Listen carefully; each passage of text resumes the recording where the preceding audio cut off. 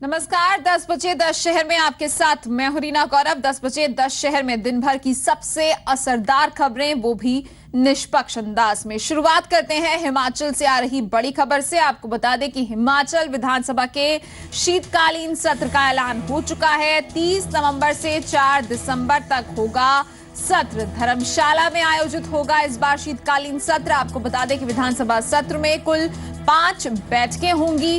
Paperless होगी विधानसभा की कार्रवाई। और ज्यादा जानकारी के लिए हमारे साथ मौजूद हैं हमारे संवाददाता मोहित प्रेम शर्मा। तो मोहित, जैसा कि उम्मीद की जा रही थी वैसा ही हुआ, ऐलान कर दिया गया शीतकालीन सत्र का। बिल्कुल रीना, देखिए आज दिन भर जो है कयास लगाते रहे कि कहीं ना कहीं कैबिनेट में इसे रखा जाएगा, उसके बाद मंजूरी मिलेगी। लेकिन इससे हटकर फिर खबर आई कि जो राज्यपाल है वो संबंध करते हैं सरकार से बात करने के बाद, और सरकार जो है इस पर हामी भरती है। उसके बाद ये विधानसभा की तारीख जो है वो तय की जाती है। अब जो है 30 नवंबर से 4 दिसंबर तक जो है ये विधानसभा का शीतकालीन सत्र जो है कांगड़ा जिला के धर्मशाला, जो वहां का डिस्ट्रिक्ट हेडक्वार्टर है, वहां पर आयोजित होगा हर बार की तरह। और इस बार भी पेपरलेस विधानसभा जो है इसमें होगी। वहीं जो है अभी से ही माना जा रहा है कि जिस तरह से गतिरोध दोनों सत्ता पक्ष और विपक्ष का सदन से बाहर जारी है रीना, वो जो जुबानी जंग है तू मैं की, वो इस बार सदन में भी हो सकती है, क्योंकि पिछले कई सत्रों से ये बरकरार है और लगातार जो है विपक्ष सरकार को कहने में कोई कसर नहीं छोड़ रहा है। तो इस बार भी माना जा रहा है कि हंगामेदार हो सकती है। अभी से ही ये तय माना जा रहा है रीना की हंगामेदार। जी बिल्कुल, तो हंगामेदार हो सकते हैं। बहुत बहुत शुक्रिया आपका मोहित इस तमाम जानकारी के लिए। तो लगातार जिस तरीके से हिमाचल का सियासी पारा बढ़ रहा है, उससे पहले ही अनुमान लगा लिया गया है कि शीतकालीन सत्र जो होगा वो हंगामेदार रहेगा।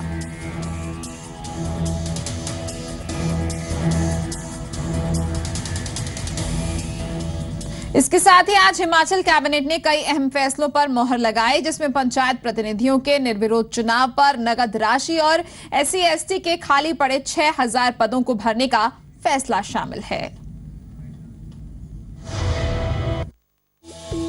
शिमला में मुख्यमंत्री वीरभद्र सिंह की अध्यक्षता में प्रदेश कैबिनेट की अहम बैठक हुई, जिसमें पंचायत चुनाव में निर्विरोध प्रतिनिधि चुनने वाली पंचायत राज बॉडी को पुरस्कृत करने का फैसला किया गया। इसमें ग्राम पंचायतों को 5 लाख, पंचायत समिति के लिए 10 और जिला परिषद के लिए 15 लाख नगद राशि देने का ऐलान किया गया। कर्ज तले दबे किसानों और भूमिहीनों के हक में अहम फैसले लिए गए।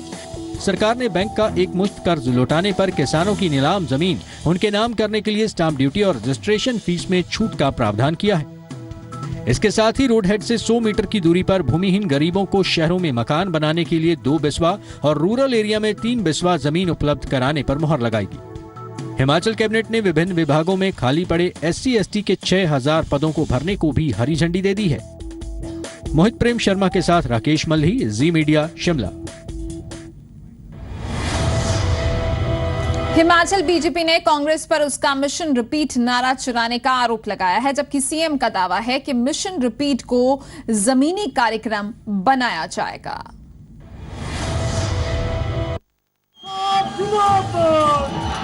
मुख्यमंत्री वीरभद्र सिंह ने मिशन रिपीट का नारा क्या दिया, बीजेपी ने सवाल खड़े कर दिए। बीजेपी का तर्क है कि ये नारा 2012 विधानसभा चुनाव में बीजेपी ने दिया था, जिसे कांग्रेस ने चुरा लिया है। उधर सीएम का कहना है कि मिशन रिपीट को जमीनी स्तर का कार्यक्रम बनाया जाएगा। को ये लगता है कि भाई mission repeat Bharatiya Janata party का नारा चोर करके क्या पता शायद जनता उनको मिशन रिपीट दे देगी, लेकिन भारतीय जनता पार्टी उस मिशन रिपीट को मिशन डिलीट में बदलेगी और प्रदेश की जनता के सहयोग से बदलेगी। हमारा मिशन रिपीट का जो नारा है ये महज नारा नहीं है, ये it will full of programmes और जो इम्प्लीमेंट होगा ये अक्षत है। मुख्यमंत्री ने बीजेपी को षड्यंत्रकारी संगठन करार देते हुए पूर्व सीएम धूमल को उसका सरगना तक बता डाला, जबकि बीजेपी ने सीएम को संयम रखकर बयान देने की नसीहत दी है। भारतीय जनता पार्टी जो है खास कर हिमाचल प्रदेश के अंदर ये राजनीतिक दल नहीं है, षड्यंत्रकारी संस्था है। और मुख्यमंत्री का उनके प्रति इस प्रकार की टिप्पणी करना, अभद्र टिप्पणी करना, एक प्रकार से मुख्यमंत्री पर जो भ्रष्टाचार के आरोप लगे हैं उसके फ्रस्ट्रेशन में दिया हुआ वक्तव्य हम इसको मानते हैं। मौजूदा बयानों से सूबे की सियासत गर्मा गई है, जो आगामी विधानसभा चुनाव के घमासान की तरफ भी इशारा कर रही है। मोहित प्रेम शर्मा, जी मीडिया, शिमला।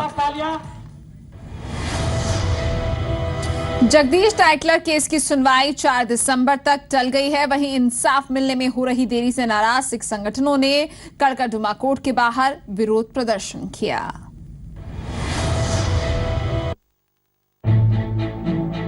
चौरासी के सिख विरोधी दंगों के आरोपी जगदीश टाइटलर के केस की सुनवाई टल गई है। इसके साथ ही मामले पर राजनीति भी शुरू हो गई। सिख संगठन अलग अलग तरीके से विरोध करते नजर आए।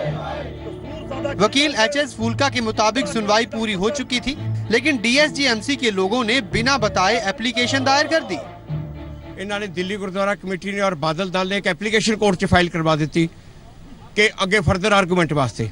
उस गल की मैंने कोई नॉलेज नहीं, मैंने कोई नहीं पता। अज कोर्ट के विच आके उस एप्लीकेशन बारे पता चलिया। जबकि डीएसजीएमसी का तर्क है कि फूलका ना तो उनके वकील हैं और ना ही दंगा पीड़ितों के।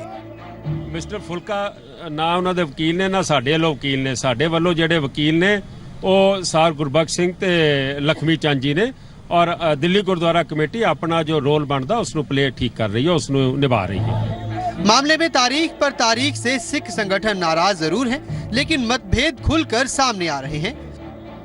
उस पर सियासत भी भारी पड़ रही है। पंकज कपाही, जी मीडिया, दिल्ली। पंजाब के डिप्टी सीएम ने बेअदबी के खिलाफ प्रदर्शन के दौरान मारे गए युवकों के परिजनों से मुलाकात की। उन्होंने मृतकों के एक-एक परिजन को सरकारी नौकरी देने का ऐलान भी किया। धार्मिक ग्रंथ की बेअदबी के खिलाफ विरोध प्रदर्शन के दौरान मारे गए बहबल कलां गांव के युवकों के परिजनों से सुखबीर बादल ने मुलाकात की। उप मुख्यमंत्री ने परिजनों का दुख साझा करते हुए परिवार के एक-एक सदस्य को सरकारी नौकरी देने का भरोसा दिया। घायल अंग्रेज सिंह को 1 लाख की आर्थिक मदद का भी आश्वासन दिया। शहीद गुरजीत सिंह के नाम से गांव सरावन में 60 लाख की लागत से सामुदायिक केंद्र भी बनाया जाएगा। वहीं डिप्टी सीएम ने गुरदासपुर में पार्टी वर्करों को भी संबोधित किया। इस मौके पर उन्होंने सरबत खालसा करने वाले लोगों को जेल भिजवाने को जायज ठहराया। सुखबीर ने कहा कि जरूरत पड़ी तो बचे हुए साथियों का भी नंबर लगा देंगे। पंजाब की तरक्की रोकने वाले कोई भी रोकने की कोशिश करूंगा, पंजाब की तरक्की या अमन शांति भंग कर लगूगा या भाईचारे साझ को खत्म कर लगूगा, वो लोग सारे जेल तो नहीं जाएंगे, एक भी बाहर नहीं पड़ूगा, मैं तुम्हें गारंटी देना। सुखबीर ने कांग्रेस पर भी निशाना साधते हुए इसे कांग्रेस की साजिश करार दिया। गुरदासपुर से अजय महाजन के साथ जगतार भुल्लर, जी मीडिया। पंजाब की अब बात कर रहे हैं हम लगातार, और पंजाब में सियासत भी जो है वो अब उफान पर है। राज्य के उप मुख्यमंत्री जहां संगरूर में चुनावी बिगुल फूंक चुके हैं, वहीं अमरिंदर सिंह ने यहां भी महागठजोड़ की तरफ इशारा किया है। लोकतंत्र में चुनाव होते हैं तो जनता के मुद्दे उठाए जाते हैं, पर पंजाब में हालात अलग है। यहां मुद्दे पहले से गरमाए हुए हैं और अब राजनेता अपने बयानों में चुनावों का शंखनाद कर रहे हैं। श्री गुरु ग्रंथ साहिब जी के बेअदबी के बाद उपजे हालात, सरबत खालसा का आयोजन, उसमें लिए गए फैसले और इन फैसलों के बाद सरकार की कार्रवाई, तमाम ऐसी बातें हैं जिन्होंने दुनिया के हर हिस्से में रहने वाले सिख समुदाय के सामने कई सवाल खड़े कर दिए। इस हालात को सिर्फ सिख समुदाय से जोड़कर ही नहीं देखा जा सकता, पूरे राज्य में इस तस्वीर का असर नजर आ रहा है। 2017 में पंजाब में विधानसभा चुनाव होने हैं और राज्य के उप मुख्यमंत्री सुखबीर बादल ने तो बाकायदा इस चुनाव के लिए तैयारी का शंखनाद कर दिया है। मैं क्या चैलेंज मैं एक्सेप्ट करता है। मेरे वास्ते अगले इलेक्शन की जंग शुरू हो गई है। मैं कांग्रेस को कहता भावे कैप्टन अमरिंदर होए, भावे बाजवा है, भावे अपना होर कोई बड़ा ले आए, भावे आप वाले जिन्ने मर्जी टोपियां वाले तुरे फिरन, तुसी अकाली दल का सामना नहीं कर सकते। जंग साल शुरू ही है, चैलेंज असी कबूल करते हैं। अगली सरकार थोड़ी बना के दिखावांगे, पंजाब दे विच वापस अकाली दल की सरकार बना दी। वहीं बिहार विधानसभा चुनाव में क्षेत्रीय दलों के महागठबंधन की जीत में अपने लिए संजीवनी देख रही कांग्रेस को पंजाब में भी ऐसी ही संभावनाएं नजर आने लगी हैं। कैप्टन अमरिंदर सिंह ने बिहार की एंटी बीजेपी पॉलिटिक्स पॉलिसी को पंजाब में भी लागू करने की बात कही है। Congress will put up a fight, and not only that, it will show to the people that we can, you must remember one thing, the situation in Punjab is so bad. Economically it's bad, socially now it's becoming bad. And unless you have an experienced government which can deal with it, this problem of Punjab cannot be resolved. Apart from the debt crisis, you have a revenue shortfall. कुल मिलाकर देखें तो दोनों बड़े दलों के नेता चुनाव के लिए मौजूदा हालात को अलग अलग तरीके से देख रहे हैं। सुखबीर बादल जहां विरोधियों पर भारी पड़ने का दावा कर रहे हैं, पर क्या बीजेपी इस तराजू के भारी पलड़े में साथ होगी? वहीं अमरिंदर सिंह गठबंधन की बात करके क्या आम आदमी पार्टी के लिए साथ आने के दरवाजे खोल रहे हैं? और सबसे बड़ा सवाल, आम जनता क्या करेगी? किसे सुनेगी, किसे चुनेगी? संगरूर से सुमित सिंह जोशी और पटियाला से अवतार गिल के साथ पंकज कपाही, जी मीडिया, दिल्ली। तो आपने देखा कि किस तरीके से एक तरफ कैप्टन अमरिंदर सिंह 2017 की चुनावी जंग के लिए पंजाब में महागठजोड़ की वकालत कर रहे हैं, तो वहीं दूसरी तरफ उनके खासम खास उनका साथ छोड़ रहे हैं। पंजाब कांग्रेस के उपाध्यक्ष कंबोज ने मंगलवार को पार्टी को अलविदा कहते हुए आम आदमी पार्टी का दामन थाम लिया। जालंधर से आई ये तस्वीरें कैप्टन अमरिंदर सिंह को परेशान जरूर कर रही होंगी। पंजाब कांग्रेस के मौजूदा उप प्रधान और कैप्टन धड़े के खास सिपह सालार सीडी सिंह कंबोज ने कांग्रेस छोड़कर आम आदमी पार्टी में शामिल होने का ऐलान किया। सीडी सिंह कंबोज ही वो शख्स हैं जिन्होंने खुलकर सबसे पहले कैप्टन की अध्यक्षता के लिए बिना हाईकमान के डर से वकालत की थी, पर अब सीडी सिंह कंबोज ने ही कांग्रेस का साथ छोड़ दिया है। कांग्रेस को अलविदा कहने के पीछे कंबोज कांग्रेस के अंदरूनी कलेश को वजह बता रहे हैं। पूरे पंजाब विच एक तरह नाल एनार्की अराजकता है, ਉਹਦੇ ਵਿੱਚ कांग्रेस पार्टी अकाली दल ਨੂੰ चुनौती देने ਦੇ काबिल नहीं है। वहीं कांग्रेस के इन बागी नेताओं के आम आदमी पार्टी में शामिल होने पर पार्टी के कन्वीनर सुच्चा सिंह छोटेपुर ने उनका स्वागत किया है। ਉਹ ਕਾਂਗਰਸ ਦੇ ਵਿੱਚ ਸੀਗੇ, ਉਹ ਆਮ ਆਦਮੀ ਪਾਰਟੀ ਦੀਆਂ ਪਾਲਿਸੀਆਂ ਪ੍ਰੋਗਰਾਮਾਂ ਨੂੰ ਕੇਜਰੀਵਾਲ ਦੇ ਕੰਮਕਾਰ ਨੂੰ ਦੇਖ ਕੇ ਉਹ ਇਧਰ ਨੂੰ ਅਟਰੈਕਟ ਹੋਇਆ, ਸਾਡੀ ਪਾਰਟੀ ਵਿੱਚ ਸ਼ਾਮਲ ਹੋਇਆ। मैं ਉਹਨਾਂ ਨੂੰ ਵੈਲਕਮ करदा। 2017 के लिए सुखबीर की ललकार और कैप्टन की महागठजोड़ की दहाड़ में कैप्टन के सबसे खासम खास नेता सीडी सिंह कंबोज का पार्टी को अलविदा कहना ये इशारा करने के लिए काफी है कि चुनावों को बेशक 1.25 साल का वक्त बचा हो, लेकिन जोड़ तोड़ की सियासत में नेताओं ने अपना सियासी भविष्य तलाशना भी शुरू कर दिया है। राजीव वधवा, जी मीडिया, जालंधर। जींद में मुख्यमंत्री खट्टर और चौधरी बीरेंद्र सिंह के बीच खुलकर शब्दबान चले। बीरेंद्र ने कहा कि सारी शक्ति सीएम के पास है, तो खट्टर ने भी बीते 40 साल के हिसाब का शगुफा छोड़ दिया। जींद में मुख्यमंत्री खट्टर और केंद्रीय मंत्री बीरेंद्र सिंह के बीच खुलकर जुबानी जंग देखने को मिली। बीरेंद्र सिंह ने कहा कि संविधान तो ठीक है, लेकिन सिस्टम गड़बड़ है। उन्होंने सारी शक्तियां सीएम के पास होने की बात भी कही। मैं तो ठीक लिखा है, लेकिन सिस्टम ऐसा बन गया कि मुख्यमंत्री ही सब कुछ है। मैं बेशक ये भी नाराज होने में तो कहे बिना हटता नहीं। दोनों नेता आमने सामने थे, तो सीएम भी बिना बोले कैसे रहते? मुख्यमंत्री ने भी फैसला ऑन द स्पॉट कर दिया। पिछले 40 सालों के हिसाब का जिक्र करते हुए बीरेंद्र सिंह को चारों खाने चित कर दिया। कसूर उन सरकार के मुखियाओं का है या चौधरी वीरेंद्र सिंह का है, ये तो मैं हिसाब नहीं लगा सकता। कोशिश बहुत करी चौधरी वीरेंद्र सिंह ने 40 साल, लेकिन मैं ये कहूंगा कि 40 साल तो सब खराब हो गए। हालांकि बाद में बीरेंद्र सिंह ने हुड्डा की तुलना में मुख्यमंत्री खट्टर को बेहतर बताकर डैमेज कंट्रोल की कोशिश जरूर की। जींद से राजकुमार गोयल के साथ ललित शर्मा, जी मीडिया। जाट आरक्षण के लिए फर्जी सर्वे कराने के मामले में कोर्ट का नोटिस मिलने से पूर्व सीएम हुड्डा ने इनकार किया है। हुड्डा ने कहा कि उन्होंने कोई भी गलत काम नहीं किया है। जाट आरक्षण पर फर्जी सर्वे के मामले में घिरे पूर्व सीएम हुड्डा ने खुद को पाक साफ करार दिया है। हुड्डा ने रोहतक में प्रेस कॉन्फ्रेंस करके इस मामले पर अपना पक्ष रखा। हुड्डा ने कहा कि उन्होंने कोई भी गलत काम नहीं किया है और कोर्ट की तरफ से नोटिस मिलने से भी इंकार किया।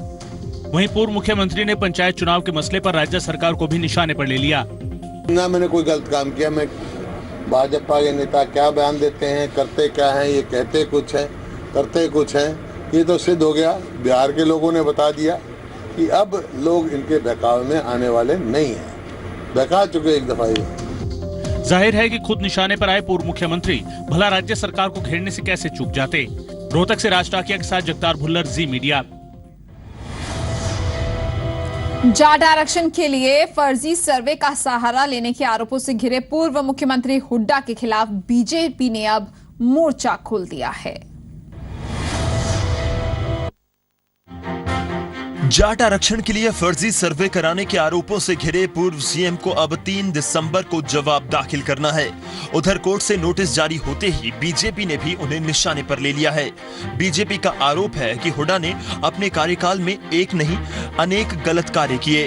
हुड्डा कार्यकाल में केसी गुप्ता को पिछड़े वर्ग आयोग का चेयरमैन बनाए जाने पर भी बीजेपी ने सवाल खड़े किए हैं।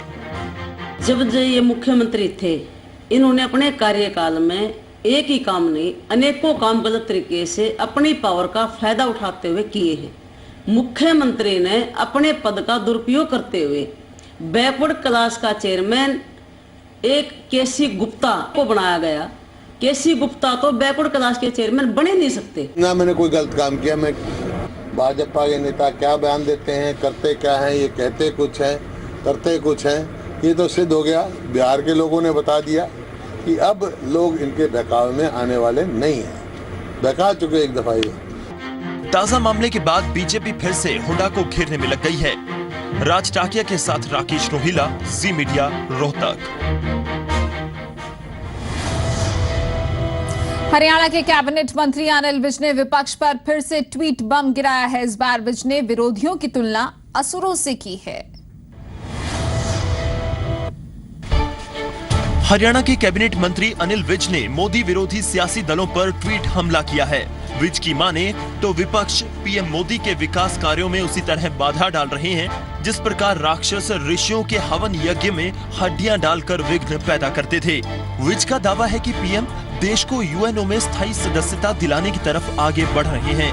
ऐसे समय में विपक्ष को निजी स्वार्थ से ऊपर उठकर देश हित में उनके साथ खड़ा रहना चाहिए।